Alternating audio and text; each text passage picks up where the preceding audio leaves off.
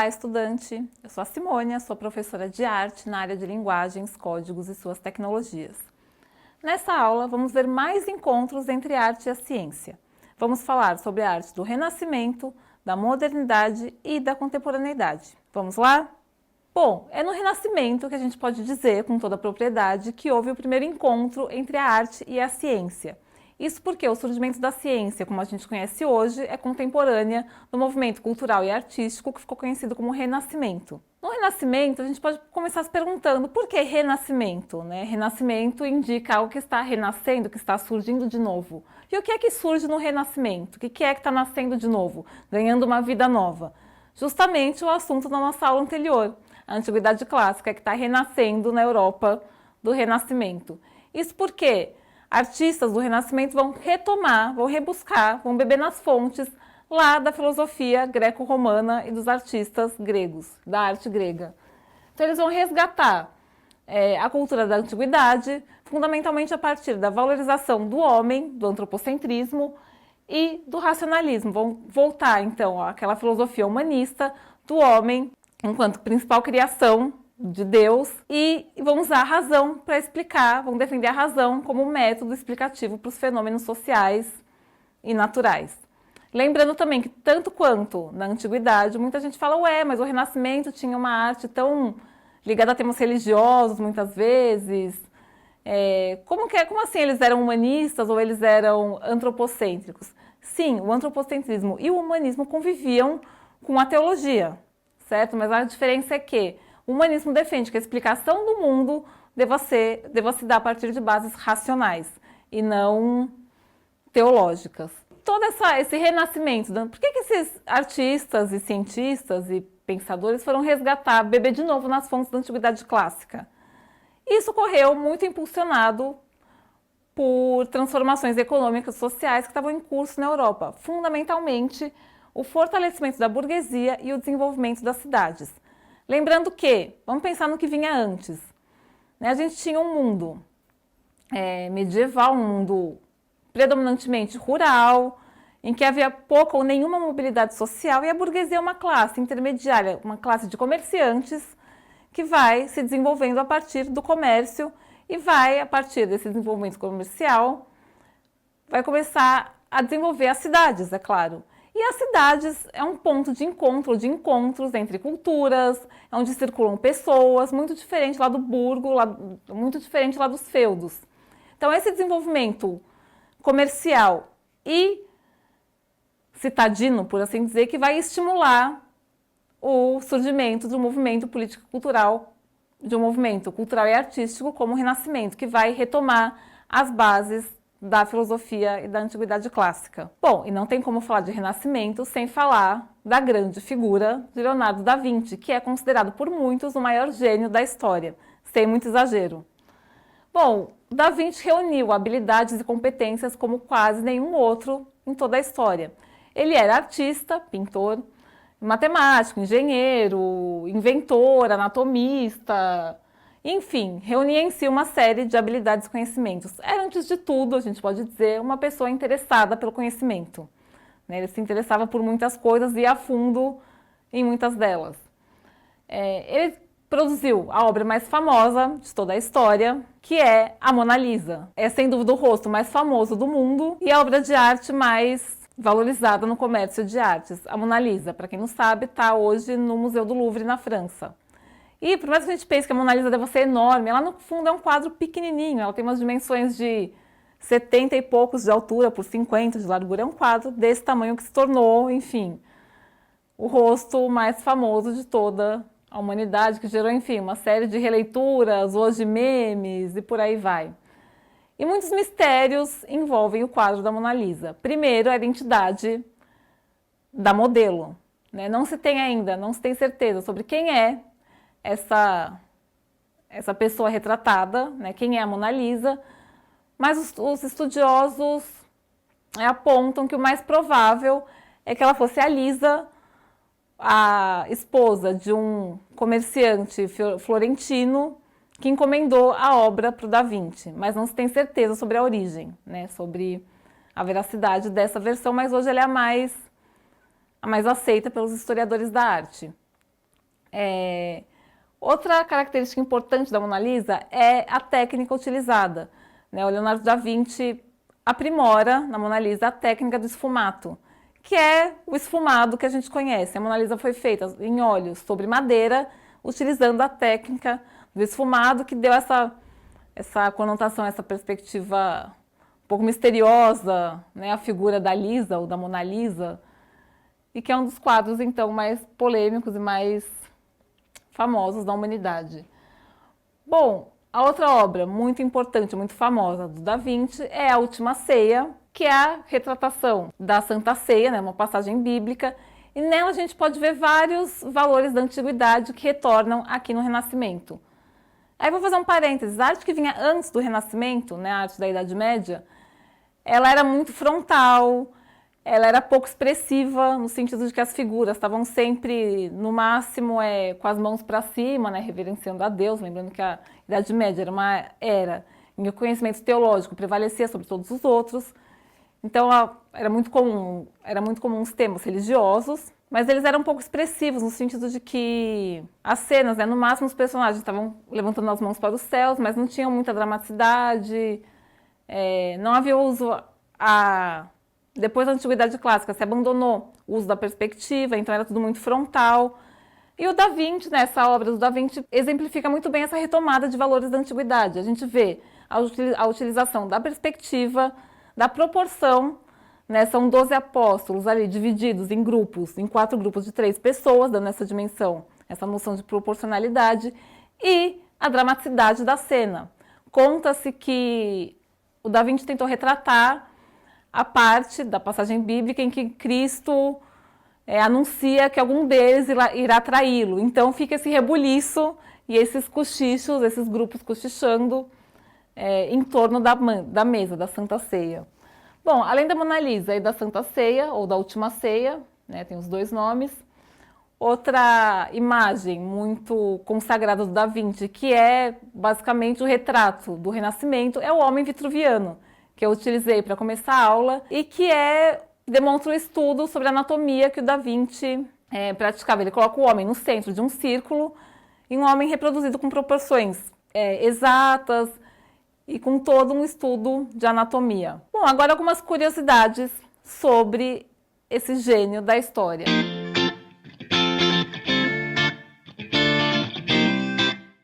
O maior gênio da história era filho ilegítimo, gay, vegetariano, canhoto, muito disperso e às vezes herético.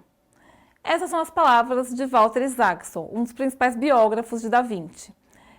Ele e muitos outros biógrafos também endossam a versão de que o Da Vinci era um filho ilegítimo, ou seja, ele era filho bastardo de um nobre com uma camponesa, que, em algumas versões da história, era uma espécie de escrava do seu pai e, portanto, também era obrigada a conceder favores sexuais e daí teria vindo Da Vinci.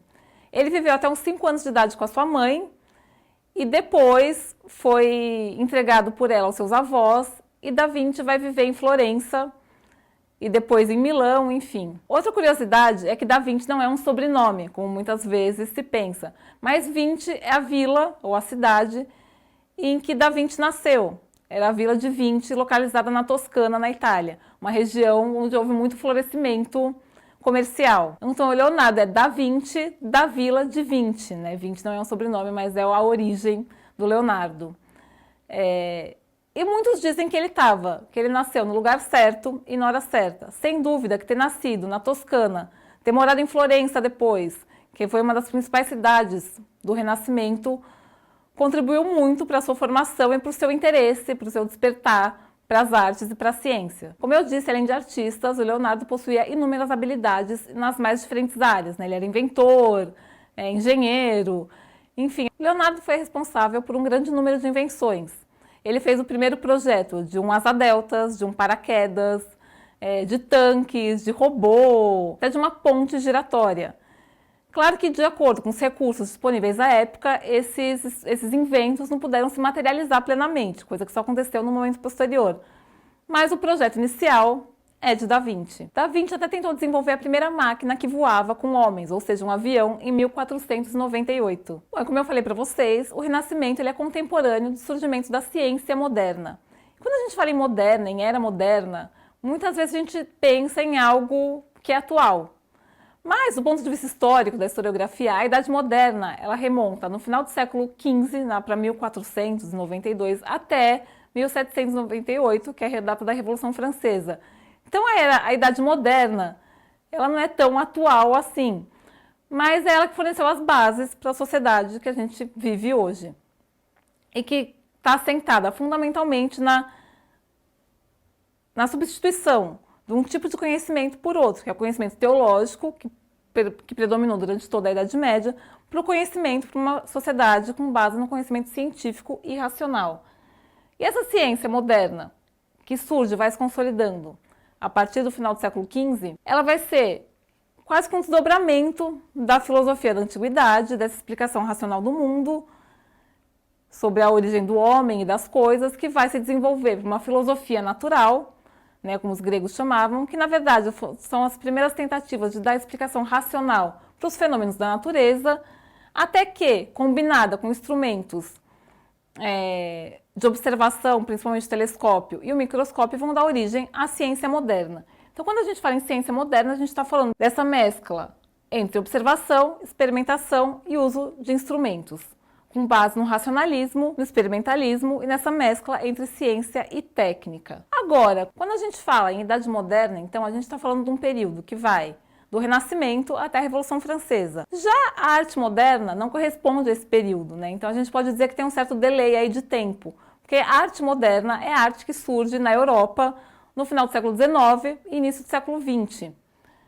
Então, de certa forma, ela não é consequência direta do desenvolvimento científico, ainda que, por exemplo, como eu já falei para vocês em aulas anteriores, o surgimento da fotografia, por exemplo, impactou grandemente o mundo das artes. Mas ainda assim, a arte moderna ela é menos desdobramento dos avanços científicos e mais de um certo modo de vida e de um tipo de sociedade que surge e que vai se consolidar plenamente a partir da Revolução Industrial, que é a realização de todo o projeto da modernidade. É a Revolução Industrial e o surgimento, principalmente a segunda Revolução Industrial, e o surgimento na vida da cidade, o dinamismo que a vida da cidade traz, que vai dar margem para que a arte rompesse de vez com os valores das academias de artes e com a arte da Idade Média. A gente vai ver na modernidade se aprofundar um processo que começa lá no Renascimento, que é o reconhecimento pela primeira vez na história da figura do artista. Desde lá de Da Vinci, dos renascentistas, esses gênios da história passam a ser reconhecidos e receber o status de artista. Lá no Renascimento, o Da Vinci, por exemplo, era uma figura excepcional, dotada de um status na sociedade por ser inventor, por ser criador, por ser artista. Tanto é assim que eles passaram a receber também, pela primeira vez na história, dinheiro por aquilo que produziam. É no Renascimento que surge a figura do mecenas, que primeiro que podia ser um nobre que encomendava uma obra de arte, depois a igreja foi trazendo para si também esses artistas do Renascimento, tanto que grande parte dessa arte está na igreja, nas igrejas, nos afrescos, enfim. E a arte moderna, ela vai romper então com a arte que vinha sendo produzida ao longo dos séculos anteriores, que era a arte acadêmica, que era a arte que vinha das academias de arte, cheia de regras formais, definição de regras fixas como tema das artes, por exemplo, para as academias de artes, da França principalmente, que era a principal de todas, só era considerado a arte, ou digno de ser tema da arte, os grandes temas, como passagens bíblicas ou eventos históricos, coroação de um rei, esse tipo de assunto que deveria ser tema de uma obra de arte digna desse nome. Com a vida nas cidades, com a dinamização da vida nas cidades, enfim, surgimento de novas classes sociais, a burguesia, o operariado, enfim, novas tecnologias como a fotografia, etc., esses artistas vão se vincular cada vez mais, vão romper com essas regras formais dessa arte antiga e vão tentar produzir uma arte verdadeiramente moderna e que dialogue com essa nova realidade urbana e industrial. Então a arte moderna ela é fundamentalmente filha da Revolução Industrial e das grandes cidades. E os artistas vão romper com o formalismo das academias e vão trazer novos temas para as artes, vão retratar cenas do cotidiano, pessoas do cotidiano, pessoas, entre aspas, sem importância, como um camponês ou um operário, enfim, e vão se afirmar como artista, né? O artista moderno é aquele que de fato vai defender a sua liberdade criadora, né? Lembrando que desde o Renascimento surge a figura do artista, ela vai se autonomizar ou se tornar de fato livre e autônoma, independente com a arte moderna, né? O artista vai pela primeira vez reivindicar para si toda a autonomia em arte e vai defender a liberdade criadora. Conta-se que o grande estatuto das artes antes da era moderna, antes da era moderna não, antes da arte moderna, as artes circulavam pelos salões na França. Havia a Academia Francesa de Artes, que definia, né, com pintores, enfim, que ensinavam, era uma espécie de uma academia mesmo. Não, havia umas academias de arte na França, onde eram definidas as regras da boa arte, do que era considerado belo, e haviam grandes mestres que ensinavam seus tutores, seus aprendizes, que expunham nos salões, no salão do Louvre, por isso que eram conhecidos como salões. Nesses salões é que circulavam toda a arte que era produzida na Europa. E esses jovens, geralmente eram jovens, esses modernos, começaram a produzir essa arte estranha, de ruptura com os padrões até então vigentes. Claro que eles foram recusados nos salões. Até que teve um salão de um ano em que, sei lá, 2/3 das obras tinham sido recusadas de artistas modernos. E o rei de então, Luís XIII, se eu não me engano, fez um outro salão paralelo com as obras só dos artistas recusados, era o Salon Refusé. E aquilo fez o maior, tanto escândalo como sucesso, no sentido de sucesso de público. Conta-se que mais de 10 mil pessoas foram ver esse salão dos recusados. Mas que aquilo causava gargalhadas no público. Eles viam a obra de Monet e riam daquilo, porque, enfim, era algo muito estranho, muito chocante, se comparado à estética da época. Então esse movimento, essas rápidas mudanças políticas e sociais que se consolidam nas cidades, é que vão dar margem, é que vão dar substância para a arte moderna, que é baseada fundamentalmente nessa nova visão de mundo oferecida pela ciência. Bom, então a ciência ela pode ser vista como a origem do projeto da modernidade. Não dá para pensar em modernidade sem pensar na ciência enquanto forma predominante de conhecimento. E de certa forma a arte moderna, ainda que com um certo lapso de tempo, ela vai incorporar o método fundamental da pesquisa científica, que é o experimentalismo. E vai promover todo tipo de experimentação e de liberdade em arte, rompendo com os padrões e com a tradição da Idade Média. E hoje, será que houve uma quebra de paradigma? Será que a gente pode perceber uma continuidade ou uma ruptura em relação a essa arte moderna? Isso é um assunto de um debate quase que infindável na arte de hoje. Eu tendo a dizer que é as duas coisas, mas a gente pode perceber uma ruptura na arte contemporânea ou pós-moderna, como queiram chamar, a partir de um certo desencantamento do mundo. Né? Os modernos, quando estavam produzindo, eles estavam muito, como se diz, muito animados, muito crentes no progresso, naquela vida industrial, naquela sociedade que estava se afirmando então. Porém, depois de muitas décadas de Revolução Industrial, as contradições dessa sociedade nova e moderna foram aparecendo.